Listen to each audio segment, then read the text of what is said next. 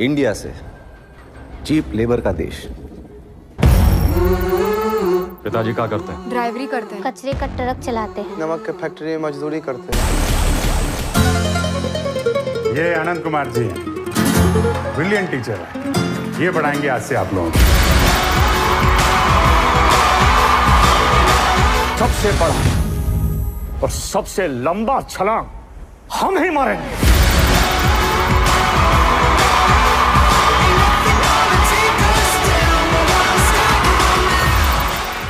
मैं एक simple master हूँ, आप फिल्म में भी देखें। हमारा कोई ऐसे मोटिवेशनल स्पीकर के तौर पर बोलने का अनुभव नहीं है। मैंने बिंद्रा जी को बताया था कि भाई मैं तो ऐसा कुछ बोलता नहीं हूँ, आप जोश में ला देते हैं, सबके खून को गर्म कर देते हैं, आपके बोलने से धमनियों में खून तेज दौड़ने लगता है। मैं तो सीधा साधा देहाती मास्टर हूँ, मैं क्या बताऊँगा, हमसे तो ज़्यादा तेज लोग हैं यहाँ पर।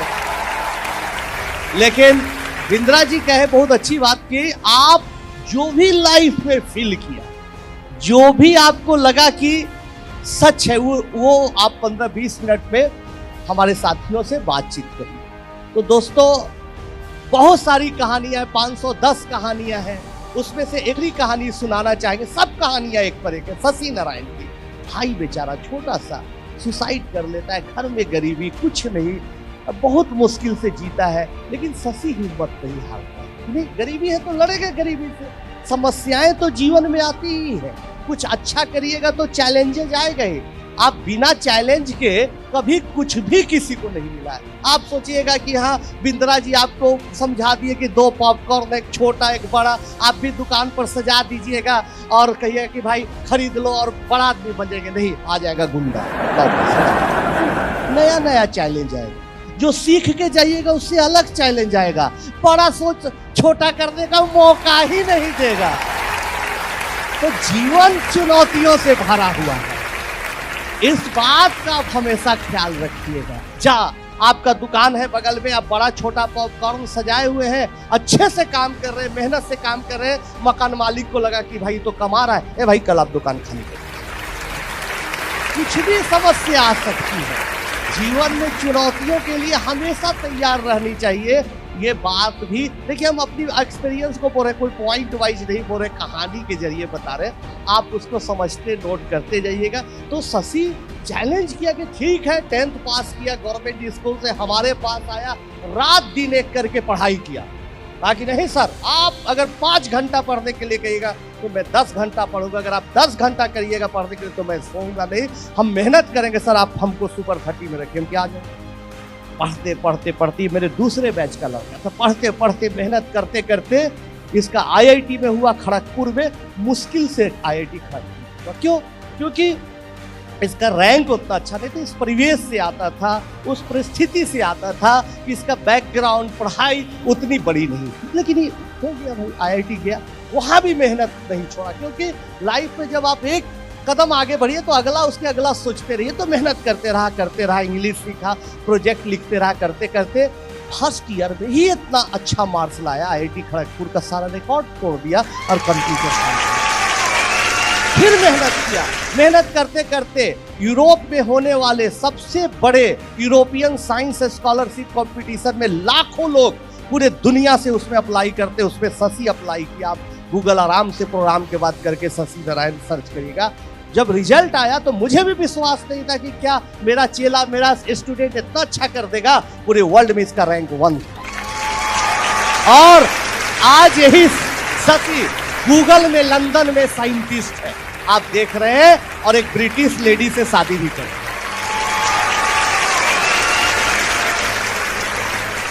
मेरा भी जन्म आप फिल्म में देखे थे, बहुत गरीब घर में हुआ। पिताजी पोस्टल एम्प्लॉय थे, कैम्ब्रिज में जो एडमिशन हुआ था उसकी खबरें बहुत जगह खबरें आई कि भाई आनंद कुमार के पास पैसा नहीं है, उनको मदद कर दीजिए, मदद करिए। कई बड़े बड़े अखबारों में कहीं कोई मदद नहीं। बहुत बार जीवन में ऐसी परिस्थितियां आएंगी कि आपको लगेगा कि कहीं से कुछ भी जुगाड़ लग जाता तो बहुत अच्छा होता। फिल्म में आपको एक घटना याद होगी, जो मिनिस्टर साहब ने बुलाया था पैसे के, याद होगी। फिल्म में जितना मिनिस्टर साहब ने अच्छी एक्टिंग की थी उतना तो फिल्म में दिखाया नहीं। मिनिस्टर साहब बोले कि आ जाना, पैसे की जरूरत होगी आ जाना।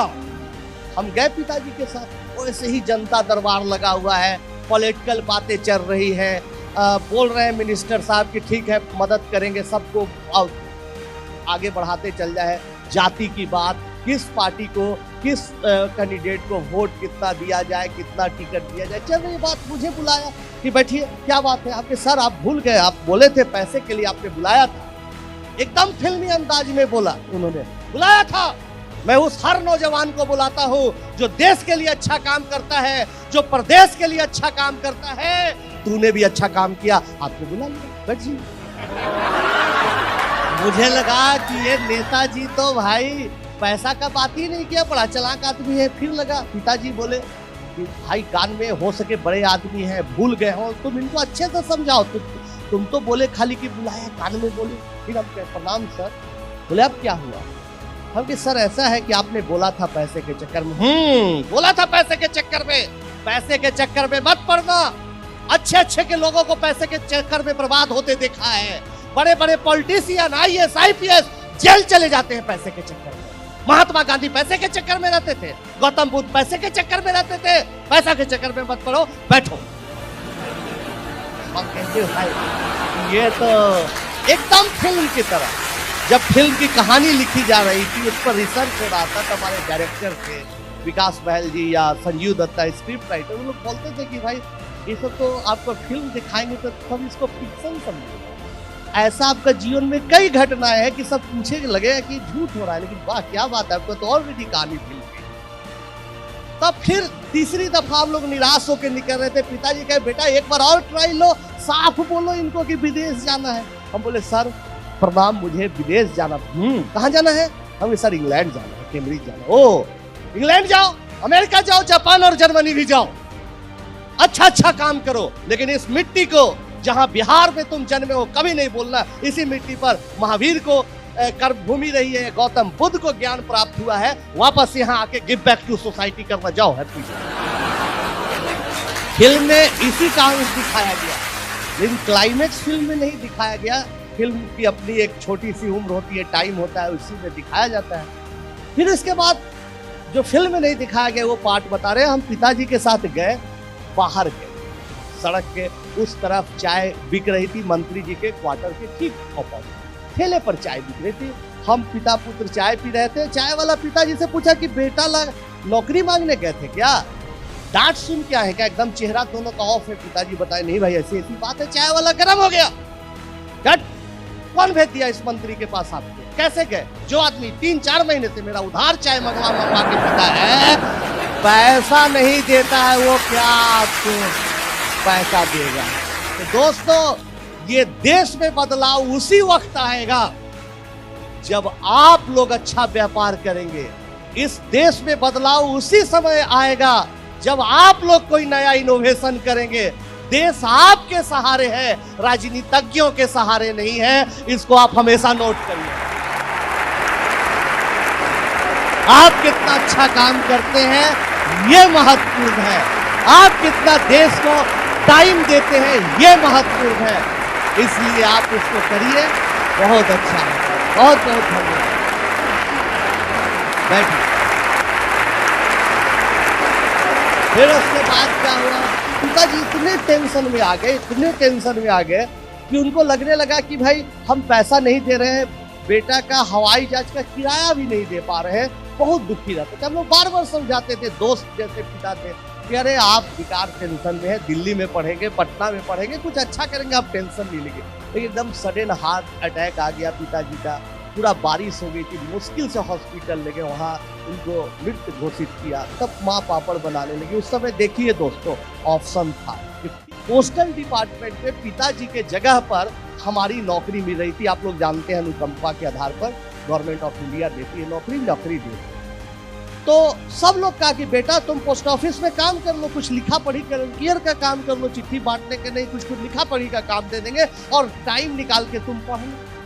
लेकिन दोस्तों हम लोगों ने डिसीजन लिया। माँ ने कहा ठीक है बेटा, जो तुम करोगे कहोगे वही हम लोग करेंगे मिलके, कि कभी भी छोटी छोटी चीजों के साथ समझौता मत करो। अगर आप छोटी छोटी चीजों के साथ समझौता कर लेते तो आज पोस्टल डिपार्टमेंट में एक एम्प्लॉय रहते, डाक विभाग में चिट्ठी का लेन देन कुछ करते रहते, भाई काम करते रहते। तो ही हम बता रहे हैं कि हमने सोचा नहीं अच्छा आगे करना है, पढ़ते रहना है। तब कोचिंग सेंटर में पढ़ाने का मौका मिला, वहाँ पर पैसा आने लगा, लोग बोले लगे चलो कोटा में तुमको ले जाते, वहाँ तुमको स्टार के तौर पर लॉन्च करते। क्या फिर एक लोभ आया कि लाखों करोड़ों कमा सकते हैं, बहुत कुछ अच्छा कर सकते हैं। लेकिन दोस्तों फिर वहाँ पर हमने अपने आप को कंट्रोल किया कि नहीं, जो गरीब बच्चे जो फिल्म में देखा, जो बच्चों को दिखा, वैसे बच्चों को देख के लगा कि अभी छोटी छोटी चीजों का त्याग करिए और अपने मिशन पर लगे रहिए। हमारे जैसे लाखों करोड़ों इस देश में बच्चे हैं, नौजवान हैं जो पैसे के अभाव में नहीं पड़ रहे, उनके लिए काम करिए। तब सुपर 30 चलने लगा। मेरा भाई प्रणव है जो फिल्म में देखे थे, वो साथ देने लगा, पढ़ाई चलने लगी। माता जी आप देख रहे हैं खाना बना रही हैं, ये हमारी माता जी है, खाना बनने लगा, बच्चे पढ़ने लगे। तब आया डोनेशन का मौका। जब आपका नाम हो जाएगा, विवेक जी का आज नाम है, सब लोग आते हैं। लेकिन सोचिए विवेक जी जब शुरू किए होंगे, कोई नहीं सुनने आता होगा, कोई विश्वास भी नहीं करता होगा। तो कठिनाई उसी समय होती है दोस्तों कि जब आप कोई व्यापार शुरू करिएगा, जब आपका छोटा सा पूंजी, छोटी सी पूंजी से आप काम करिएगा, आप पर जनता यकीन नहीं करेगी, ग्राहक यकीन नहीं करेगा, यकीन बनाना पड़ता है। लेकिन जब रिजल्ट आने लगा, अच्छा होने लगा, तो सब लोग डोनेशन के लिए बोलने लगे। हर आदमी बोला, हर लगभग स्टेट के सीएम बोले, आपके हमारे माननीय मुख्यमंत्री नीतीश जी कई बार डोनेशन के लिए बोला, मनमोहन सिंह जी बोले, मोदी जी बोले, अंबानी जी बोला, महेंद्रा जी बोला। लेकिन दोस्तों फिर हमने समझौता नहीं किया। आज तक हमने 1 रुपया किसी से कोई समझौता नहीं। कहीं जाके कुछ बोलते हैं, कहीं जाके कुछ पढ़ाते हैं, 2 पैसा आता है, इसी से हमारा परिवार और सुपर 30 के 300 बच्चों का भोजन भात चलता है। 1 पैसा नहीं। आप ईमानदारी के साथ, बर्गर पिज्जा वाला फंडा के साथ, मकान बेचने वाला फंडा के साथ प्रोजेक्ट बना के अपना काम करिएगा, निश्चित तौर पर चलेगा। लेकिन जिंदगी इतनी आसान नहीं है। जो सबसे हिंदी पट्टी क्षेत्र में है, आपके साउथ में कम है, महाराष्ट्र में कम है, लेकिन हिंदी पट्टी क्षेत्र में है कि जलने वालों की संख्या बहुत ज्यादा है। इस बात से वो ज्यादा दुखी है कि भाई आपका बिजनेस क्यों फल फूल रहा है, उनका क्या कष्ट है मतलब नहीं है। तो बहुत सारे कोचिंग माफिया लग गए पीछे हमारे, भाई पटना कोचिंग एसोसिएशन का मेंबर बन जाओ, चंदा दे दो, इधर तुम ज्यादा फीस लेके पढ़ाओ, ये सुपर 30 का साधु बनने का नाटक छोड़ो। क्या क्या चला फिल्म में, तो आपने एक अटैक देखा, फिर वैसे वैसे 4-5 अटैक हम पर हुए। और हमारा सबसे भयानक अटैक था कि हमारा नॉन टीचिंग स्टाफ मुन्ना जब मुझे बचाने गया, इसके पेट में यहाँ से यहाँ तक पूरा चाकू से फाड़ दिया गया और 5 दिन तक ये बेहोशी के हालत में था। सब लोग बोल रहे थे पटना मेडिकल कॉलेज में कि छोड़ दो पढ़ाना, छोड़ दो, क्या फायदा है इस काम करने से, छोड़ दो। उस समय तो एकदम निराशा हो गई, सब दोस्त परिवार रिलेटिव सब बोल रहा था। डॉक्टर ने अचानक बोले, मैं भी डर गया कि क्या करे नहीं करे, छोड़ ही दे क्या। डॉक्टर ने बोला कि भाई इसको ऑपरेट करना पड़ेगा, बचाना मुश्किल है, हमको कम से कम 5-6 बोतल खून चाहिए। हम बोले खून? मेरे 300 बच्चों हॉस्पिटल में खड़ा था, बोला सर पहले मेरा ब्लड ग्रुप टेस्ट करिए, पहले मेरा ब्लड ग्रुप। तब लगा चाहे कितनी भी कठिनाई हो, कितना भी हमला हो, लेकिन मुझे इन बच्चों के लिए ही काम करना है। तो समस्या आपके पास